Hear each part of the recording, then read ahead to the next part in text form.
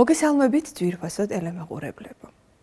ეს გახლავთ გადაცემა ამბები ღმერთსა და ადამიანებზე, მე კი მისი წამყვანი თამარ ცქიტიშვილი ვარ.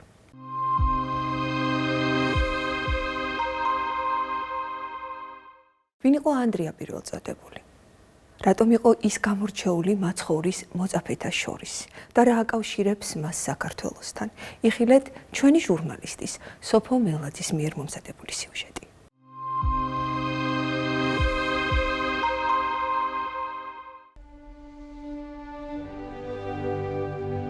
საქართველოს სამოციქულო მართლმადიდებელი ეკლესია ერთ-ერთი უხუცესია მსოფლიო მართლმადიდებელ ეკლესიებს შორის.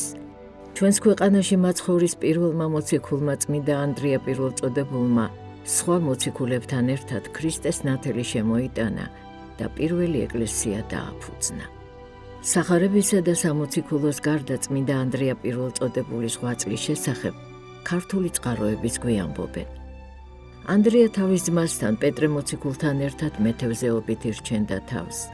იგი მესიის მოლოდინმა და ჭეშმარიტების ძიებამ წმინდა იოანე ნათლისმცემელთან მიიყვანა.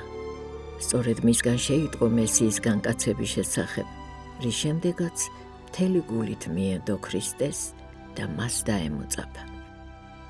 წმინდა ანდრია მოციქულის შინაგანი ძიების შესახებ კარგად არის გადმოცემული მისი ცხოვრების და მიმოსვლის მოღვაწეობის ქართულ ვერსიაში, სადაც აღნიშნულია, რომ მიუხედავად იმისა, რომ წმინდა ანდრია მოციქული დაბალი სოციალური ფენის წარმომადგენელი იყო და ცხოვრების საჭიროების აუცილებლობისთვის თავის მამასთან, ძმასთან ერთად მეთევზეობით ირჩენდა თავს, ამავე დროს იგი არაუმეცარ იყო წერილისა მის სჯულისა და წინასწარმეტყველთა.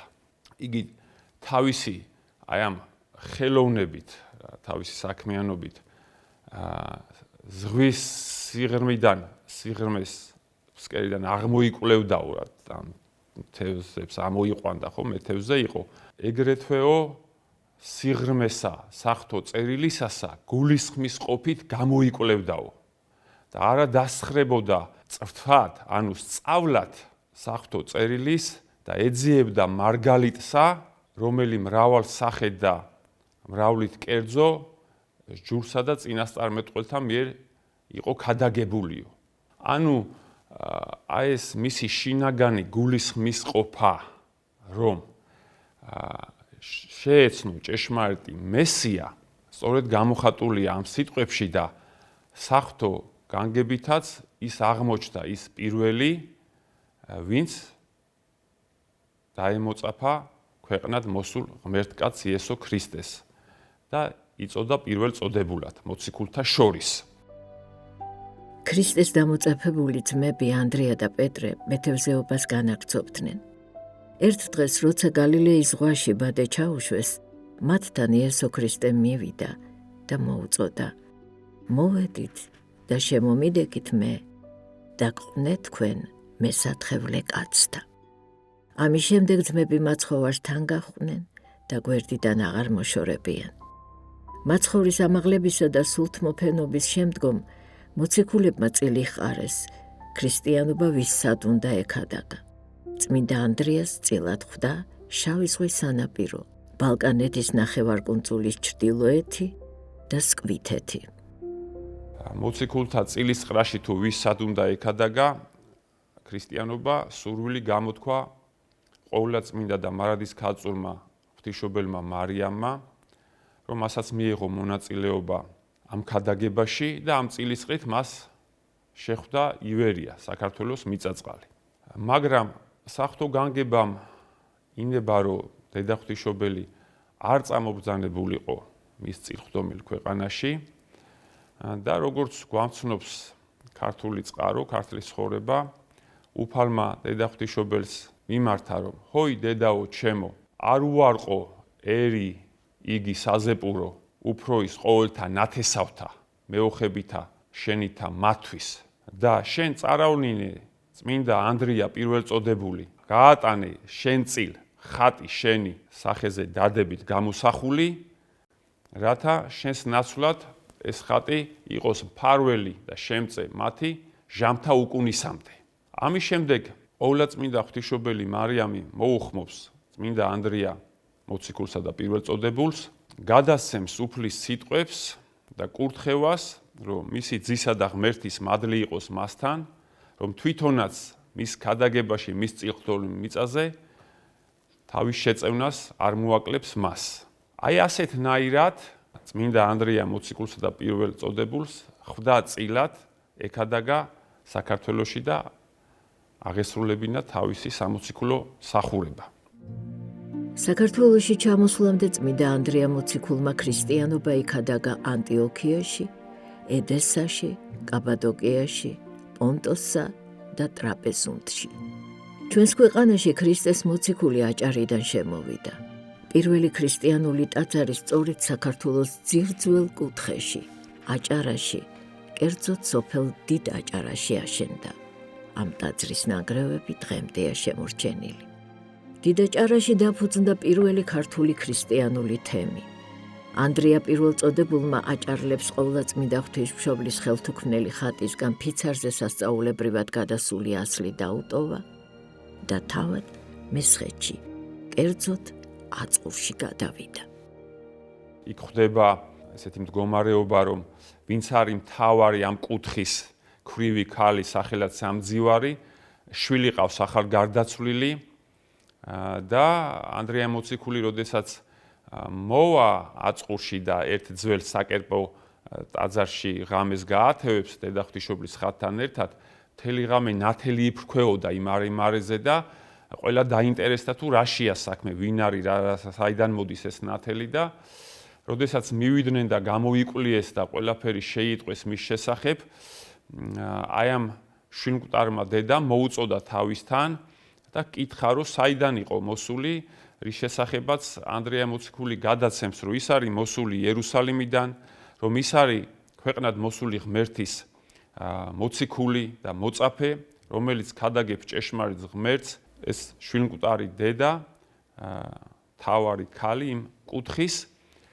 შესთხოვს ანდრია მოციქულს, რომ მან აღასრულოს ეს სასწაული, გაუცოცხლოს შვილი და რასაც ეტყვის, რასაც უქადაგებს, ის მზად არის მიიღოს და ირწმუნოს.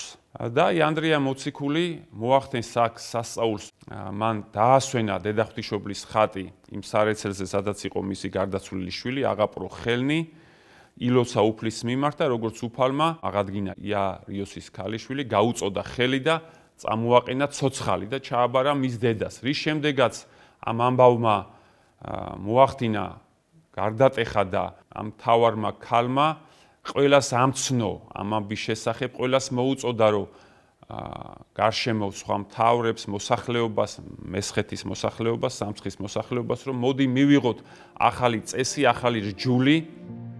აწყურელი წარმართებისთვის ღვთის ყოვლის შემძლეობა და დიდებულება რომ მიეხვედრებინა, წმინდა ანდრია მოციქულმა ყოვლადწმინდა ღვთისმშობლის ხატი საკერპოში დააბრძანა, ქრისტიანებს კი ლოცვა დაავალა. მან კერპმსახურებსაც მოუწოდა თავიანთი ცრუ ღმერთების წინაშე ელოცათ. ქრისტეს აღმსარებლები და წარმართები მთელი ღამე ლოცულობდნენ. დილით ყველა მიხილა სასწაულებრივად დამსხვრეული ბომონები და მზესავით გაბრწყინებული ღვთისმშობლის ხატი. ამის მნახველმა მრავალმა მესხმა ქრისტე ირწმუნა და მოინათლა. ანდრია მოციქულმა აქაც დააფუძნა ეკლესია, აკურთხა დიაკონი, მღვდელი, ეპისკოპოსი და შემდგომ მას უნდა აღესრულებინა რა კიდევ თავისი მისია სხვადასხვა მხარეებში და უნდა დაეტოვებინა აწყურის მოსახლეობა, შესთხოვეს, რომ მის ნაცვლად ღვთისმშობლის ხატი დაეტოვებინათ მასთან. აწყურში დატოვა უკვე თვითონ ეს ღვთისმშობლის ხელთუქმნელი ხატი.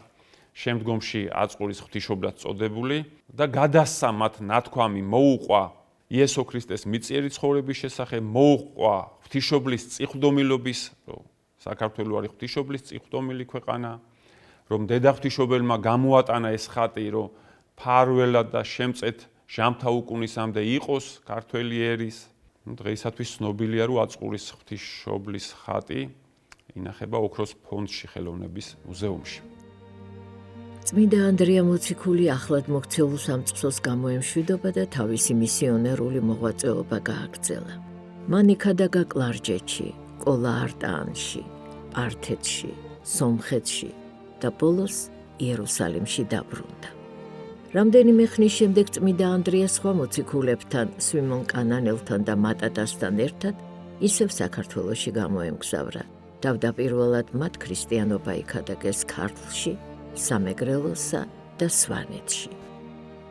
არ არის ნახსენები, რომ ქართლის გულში, ცხეთაში მოსულიყო ანდრია მოციქული, ხო? ანდრია მოციქულის მოსვლამდე მოგეხსენებათ საქართველოში უფლის კვართი იქნა მობრძანებული. იქ სადაც საქართველოს ჩაისახა, იქ სადაც საქართველოს სახელმწიფოებრივი ცენტრია, ცხეთაში. თან უნდა გვახსოვდეს, ეს არის დრო, როდესაც ქრისტიანობას ჯერ არ მიუღია თავისუფლება, ანუ სახელმწიფოებრივი პოლიტიკური კუთხით და მთელი სამსაუკუნეზე მეტი ხანი დაჭირდა არა მხოლოდ საქართველოში, იმ დროინდელ მსოფლიოში და ამიტომ უკვე იმ დროს, როდესაც წარმართობა უნდა დამარცხებულიყო ქრისტიანობასთან ქადაგებაში და თავისუფლება მიეღო ქრისტიანობას და მათ შორის ამ ეპოქაში საქართველოსაც, ამიტომ როდესაც იწყება ქართველი ერის და ქართველი სახელმწიფოს თლიანობაში ქრისტიანობის მიღება, აქ უკვე თავარი ნიშნულობა, თავარი ფუნქცია გადატანილია იმაზე, რომ იქ სადაც საქართველოს, როგორც არის ნათქვამი ლექსში, ცხენი გული ასვენია, იქვე არის დავანებული იესო ქრისტეს კვართი და ამიტომ ჩვენ შეიძლება ესე მივიჩნიოთ, რომ ვინაიდან ქრისტეს კვართის ირგვლივ უნდა მომხდარიყო შემდგომ მიღება მთლიანობაში ქართველი ერის მიერ, ქართველი პირველ მირიან მეფის ნანადედ უკვე წმინდა ნინოს მოსვლის დროს. წმინდა ნინოს ჩამოსვლაც საქართველოში რას უკავშირდება? უშუალოდ ქართველი ერის მიმართ ხო არ არის ძიება, კვართის მიმართ არის ძიება, რომ კვართი მოიძიოს წმინდა ნინომ და აი კვართის გარშემო ხდება ქართველი ერის უკვე მთლიანობაში მოქცევა. ამიტომ ეს წრედი, სულიერი წრედი შეიძლება ესე შეიკრას, რომ საღვთო განგებულება დედას ღვთისას წილად ახვედრებს საქართველოს, შემდგომ აგზავნის მოციქულთა შორის პირველ წოდებულ საქართველოში პირველი ქრისტიანული ნერგის თესლის მარცვლის ჩასაყრელად მოაბრძანებს ანდრია მოციქული დედაღვთისმშობლის ხატს, შემწედა ფარველად ქართველი ერის ჟამთა უკუნისამდე. აი ამ ნიადაგზე ამის დაგვირგვინება არის ყველაზე უმთავრესი, რომ იმავდროულად, იმავე საუკუნეში, აი ჯერ როდესაც წარმართობა, უმთავრესი და უპირველესი მოციქულის მოსვლამდე საქართველოში არის დავანებული ქრისტეს კვართი და შემდგომ უკვე წრედი იკვრება, რომ ქრისტეს კვართის გარშემო ქართველი ერი თლიანობაში იღებს ქრისტიანობას და აღიარებს როგორც სახელმწიფო რელიგიას. წმინდა ანდრია პირველწოდებული სვიმონ კანანელთან ერთად აფხაზეთში გადავიდა. შევიდეს ქვეყანასა აფხაზეთისასა და უქადაგეს სიტყვა იგი ღვთისმეცნიერებისა და მრავალთა სიხარულით შეიწყნარეს ქადაგება იგი. წმინდა ანდრიამ სვიმეონი აფხაზეთში დატოვა, თავად კი ჯერ ჯიქეთში გადავიდა, შემდეგ მდინარე დნეპს აჰყვა იმ ადგილამდე, სადაც დღეს ქალაქი კიევი მდებარეობს. ის ითვლება ასევე კონსტანტინოპოლის ეკლესიის ფუძემდებლად. მართალია იმ დროს არ იყო ჯერ დაარსებული ქალაქი კონსტანტინოპოლი, უკვე მოგვიანებით ეს ახალი რომი, იმპერიის ახალი დედაქალაქი, მაგრამ იმ ადგილას, სადაც კონსტანტინოპოლი გაშენდა, იყო პატარა დასახლება ქალაქი ბიზანტია, სადაც მან იქადაგა ქრისტიანობა, სადაც მან ერთ-ერთი 70 მოციქულთაგანის სტაქეს დაასხა ხელი და ამიტომ ანდრია მოციქული ითვლება ასევე კონსტანტინოპოლის ეკლესიის ფუძემდებლად. მან მრავალი განსასწრელი გადაიტანა, ვინაიდან წარმართული სამყარო მთელი თავისი არსენალით, ცეცხლითა და מחვილით, თუ სხვადასხვა ინტელექტუალური და წარმართული ფილოსოფიებით თუ ასე შემდეგ უპირისპირდებოდა ქრისტიანობას, დიდ დევნას განიცდიდნენ მოციქულები, მათ შორის ანდრია მოციქულიც და ბოლოს იგი თავის ცხოვრებას ამთავრებს გადმოცემის თანახმად საბერძნეთის ერთ-ერთ კუთხეში, ქალაქ პატრაში. წმინდა ანდრია პირველწოდებულის ქადაგებით პატრაში უამრავმა ადამიანმა ირწმუნა ქრისტე, მაგრამ ქალაქის თავი, ეგაეტი, ისევ ცრუ ღმერთების ერთგული რჩებოდა. უფლის მოციქული ქალაქის მმართველს ჭეშმარიტი ღმერთის შესახებ დიდხანს ესაუბრა, მაგრამ მისი დაბნელებული გონება ღვთაებრივმა ნათელმა ვერ მოიცვა. უშჯულო ქალაქის თავმა ჭეშმარიტება ვერ დაინახა, პირიქით, მას გული უფრო მეტად გაუსასტიკდა და უფლის მოწაფის ჯვარზე გაგვრაბრძანა. წმინდა ანდრია განაჩენს სიხარულით შეხვდა და ჯვარზე თავისი თავიდა. ეგაეტის ბრძანებით წმინდა მოციქული ჯვარზე კი არ მიალოვსნეს, თოკებით დაკიდეს. წმინდა ანდრია უფალს ადიდებდა და ყველაფრისთვის მადლობას წირავდა. და ის წარმოთქვავს დიდებულ სიტყვებს, რომ გიხაროდენ ჯვარო, კურთხეულო ქრისტეს სხეულით, ვითარცა მისი სხეულის წმინდა ნაწილებით, როგორც მარგალიტებით შემკულო. და იმეც კადნილები და სიხარულით მოვილტვი შენსკენ და გთხოვ მიმიღო სიხარულით, რამე თუ ვარ მოწაფე მისი, ვინც შენზე გადმოჰკიდეს როგორც ავაზაკი, კაცთა ხსნისათვის. მრავალჟამ სურო და ჩაკონებოდი და აწ მიმიღე ადამიანთა წიაღიდან და ამიყვანე ჩემ უფალთან. მისი ჯვარცმისას იქ მოქცეული ქრისტიანების მიერ მღელვარება დაიწყო და ეს წარმართი მთავარი საშიშროებაში ჩავარდა, რომ შეიძლება რაღაცა საფრთხე ყოფილიყო მის წინაშე და გადაწყვიტა, რომ 2 დღე იყო ანდრია ჯვარზე თოკებით მიბმული, რომ თითქოს გარდამოეხსნა და რაღაც ეს მღელვარება ჩაეცხრო. და როდესაც იხილა ანდრიამ, რომ სწორედ ამისთვის მოდიოდნენ, რომ იგი ჯვარიდან გადმოეყვანათ, მან მიმართა უფალს, რომ არ დაუშვა უფალო, ჩემი ჩამოხსნა ჯვარიდან, რამე თუ მე შენს გამო ავედი ჯვარზე, არამედ შემიწყნარე, რომელმაც მთელი გულით შეგიცანდა გაღიარე ჭეშმარიტ ღმერთად, დაც მოვილტვი შენთან შესახვედრა და მშვიდობით მიიღე სული ჩემი. და აი ასეთნაირად ანდრიამ ჯვარზე მიკრულმა განუტევა თავისი სული და შეუერთა უფალს საუკუნო სასუფეველში.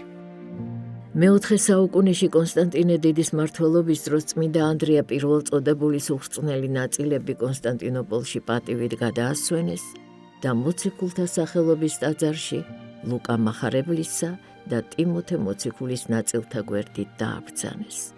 მოგვიანებით ჯვაროსანთა ლაშქრობების დროს ანდრია მოციქულის წმინდა ნაწილები მსოფლიოს სხვადასხვა ქვეყანაში გაიფანტა.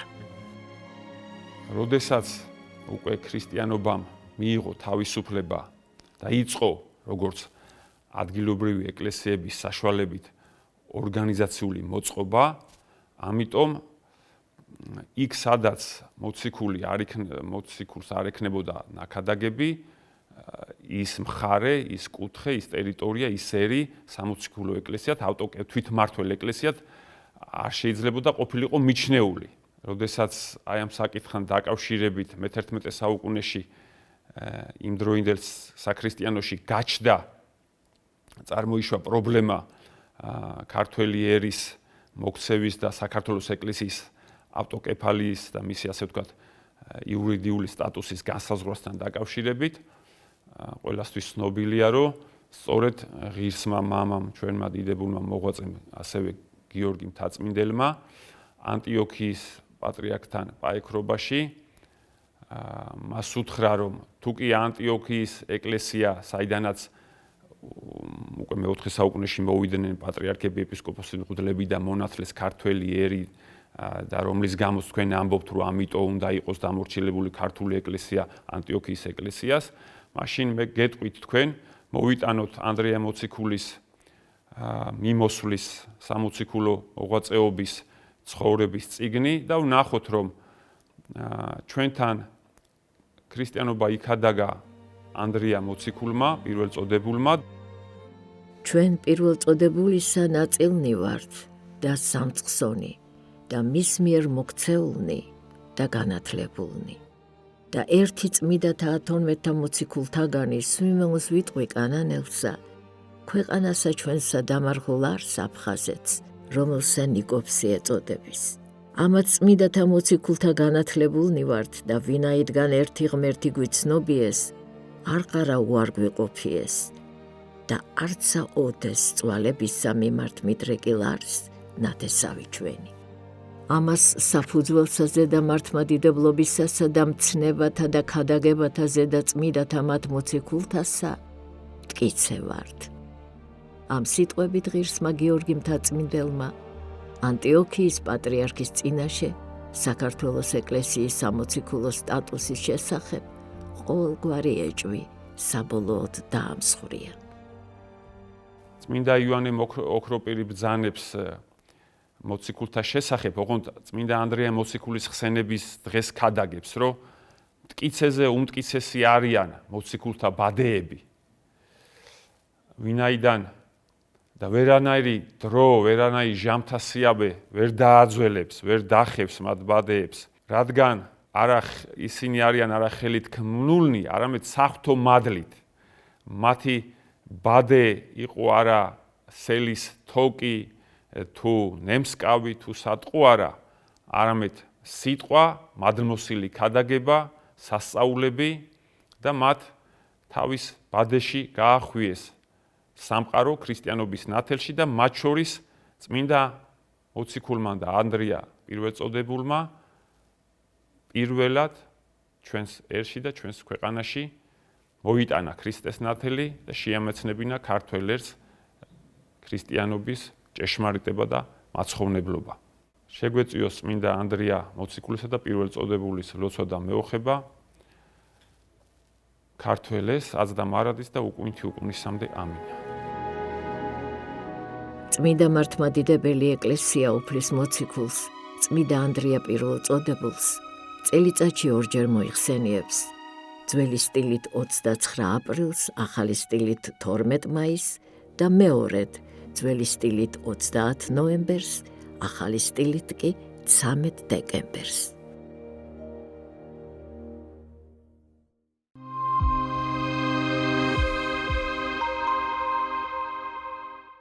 ჩვენ დღეს ამით გემშვიდობებით დასასრულს კიდევ ერთხელ შეგახსენებთ, რომ გადაცემის ამბები ღმერთსა და ადამიანებზე ნახვა შეგიძლიათ ყოველ კვირას 22 საათზე საპატრიარქოს ტელევიზია ერთსულოვნების ეთერში.